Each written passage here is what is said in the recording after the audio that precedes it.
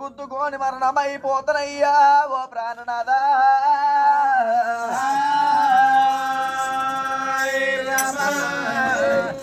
సత్తనన్నమాట నీ నోటికి ఎట్లా వచ్చనే బామా ఓ దేవి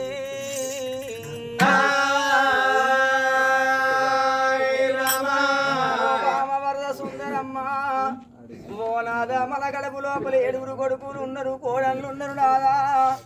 ఇన్ని రోజులు కోడళ్ళను బిడ్డలనుకున్నా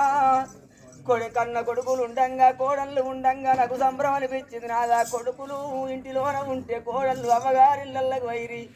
ఓ నాదా మన ఇంటిలోన ఆడివిల్ల లేదు నాదా ఆడివిల్ల పొలము కావాలి ఆనాడు భగవంతుడు బలం ఇచ్చిన సంగమయ్యా ఏమన్నాడు 7 కొడుకుల్ని ఇచ్చిందే బిడ్డ 7 కొడుకులతోటి కోడళ్ళతోటి బుద్ధులు భ్రమలు తీరన్నాడు నా గుళ్ళల్లకచ్చి ఉస్కతోటి లింగాన్ని కట్టి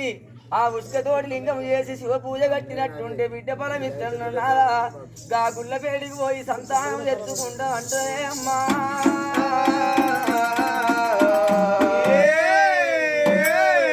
బామా యొక్క గుళ్ళ పేడికి పోయి బిడ్డ ఫలము తెచ్చుకుందామంటున్నా దేశానిగా నాడు దినము నాడు శివ సంగమయ్యా ఎక్కడున్నవయ్యా నాడు మారు వేషము లోపలచ్చి భగవంతుడు అనేవాడు ఏ విధంగా తెలియదు బాలసంఖ్య రూపాలు రావచ్చు బపులి వేషాలు రావచ్చు గంగెత్తుల అవతారం రావచ్చు ఒక పక్కీరి వేషం రావచ్చు భగవంతుడు వచ్చే రూపం ఏ మానవుడు గుర్తుపట్టలేడయ్యా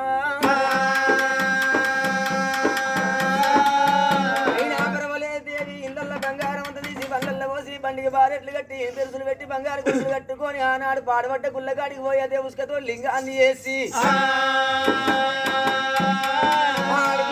తెచ్చుకుందామంటున్నాడు రాజాన రాజు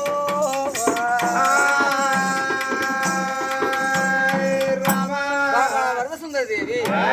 ఆనాడు కొడుకుల గురించి ఎక్కడైతే పూజలు చేసినావో గుళ్ళ పెట్టి గోవాలి ఉసుకతో లింగం చేసి లింగాలు తీసుకుపోయి శివుని గుళ్ళల్లో పెట్టి ఆ లింగం మీద ఆకు పెట్టి ఆకు మీద పోక పెట్టి పోక మీద సూది పెట్టి సూది మీద తిరిసి పెట్టి శివలింగం మీద పెట్టి అని గాని ఆ శివల్ల పాదాల మీద చేసి అఘోరమైన పూజలు చేస్తే వాళ్ళకి అనుకున్నట్టు ఆడవిల ఫలము కలుగుతాయి కావచ్చు బామా ఇళ్ళల్లో బంగారం అంతా బండ్లల్లో పోసిన దాశల్లో ఎంబడి పెట్టుకొని వెళ్ళిపోదాం పదమంటున్నాడు రాజాన రాజు